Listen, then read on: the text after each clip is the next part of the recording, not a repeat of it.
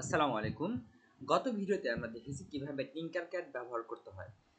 আমরা এই ভিডিওতে দেখব কিভাবে আরডিনো এর ভিতরের প্রোগ্রাম ইনস্টল হওয়ার পরে সেইখান থেকে কোনো ডেটা আমাদের স্ক্রিনে দেখানো যায়। আমরা সিরিয়াল কমিউনিকেশনের মাধ্যমে আমাদের ল্যাপটপ অথবা কম্পিউটারের সাথে আরডিনো কানেক্ট করে আরডিনোর ভিতরের যে কোনো ডেটা আমরা চাইলে প্রিন্ট করতে পারবো এবং সেটা আমাদের ল্যাপটপ অথবা কম্পিউটারের মনিটরে দেখতে পারবো। তো আমরা যাচ্ছি আমাদের কোড যে উইন্ডো আছে, কোড করার যে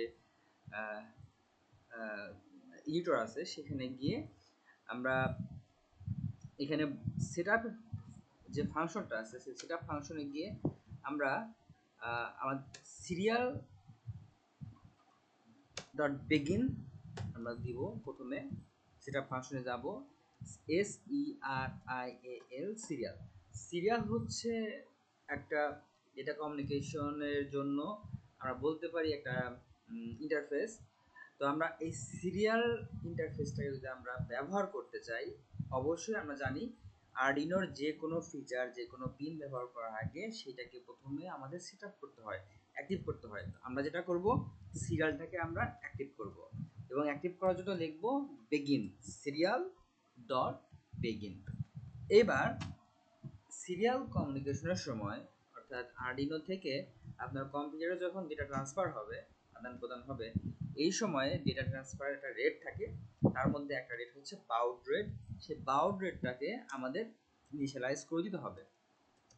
বাউড রেট, তো বাউড রেটটা হচ্ছে আপনার ডিভাইস ভেদে, আপনার বোর্ডের ভেদে, আরডিনো বোর্ড এর ভেদে বাউড রেটটা বিভিন্ন রকমের হয়। তো আরডিনো উনোর জন্য 9600 সম্ভবত, ভিন্ন বোর্ডের জন্য ভিন্ন রকমের বাউড রেট আছে। আপনারা একটু সার্চ করে দেখবেন যে আপনি যে বোর্ডটা ব্যবহার করছেন সেই বোর্ডের মডেল দিয়ে সার্চ করে দেখে নেবেন যে আরডিনো উনো যেহেতু আমরা ব্যবহার করতেছি, আরডিনো উনোর বাউড রেট কত। তো আরডিনো উনো যেটা, সেটার জন্য আমরা বাউড রেট ব্যবহার করব 9600। এবার আমরা সেট আপ হয়ে গেছে, কিন্তু আমরা কিন্তু এখন পর্যন্ত এই সিরিয়ালটাকে ব্যবহার করিনি। হারেবার আমরা কিন্তু এখন পর্যন্ত এটাকে রান করলাম। এই জায়গায় কিন্তু একটা সিরিয়াল মনিটরের অপশন পাবেন, এটা আমরা ক্লিক করলাম। এখানে কিন্তু কোনো কিছু আসবে না, কিন্তু একটা মনিটর কিন্তু পাবেন। তো আমি এটাকে স্টপ করলাম। আমি সিরিয়াল মনিটরটাকে আমি ইউজ করছি, সেটাকে ইনিশিয়ালাইজ করছি। এবার আমরা ব্যবহার করব, কিভাবে ব্যবহার করব, আমরা একটা ফাংশন লিখব, সিরিয়াল ডট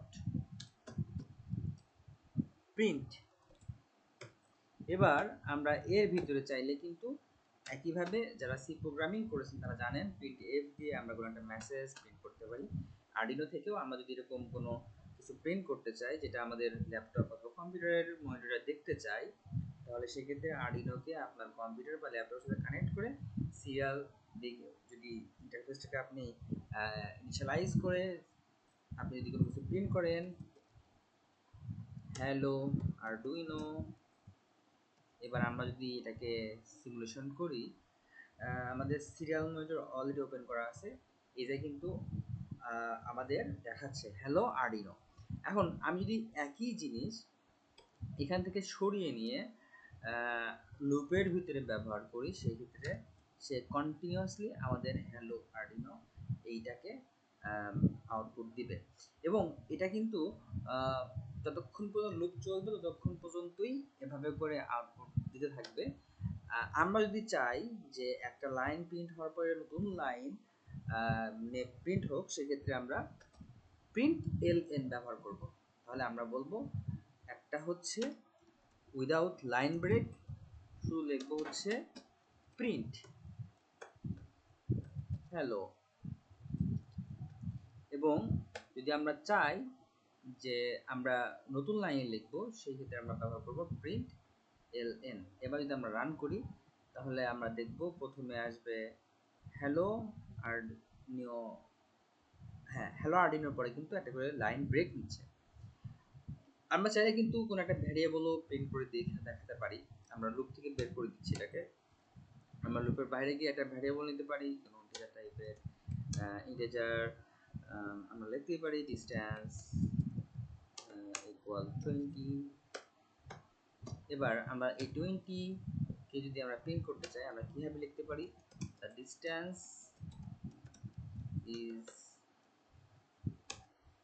এবার আমরা আবার লিখব সিরিয়াল ডট প্রিন্ট, এবার আমরা ভ্যারিয়েবলের নামটা দিয়ে দিব ডিস্টেন্স।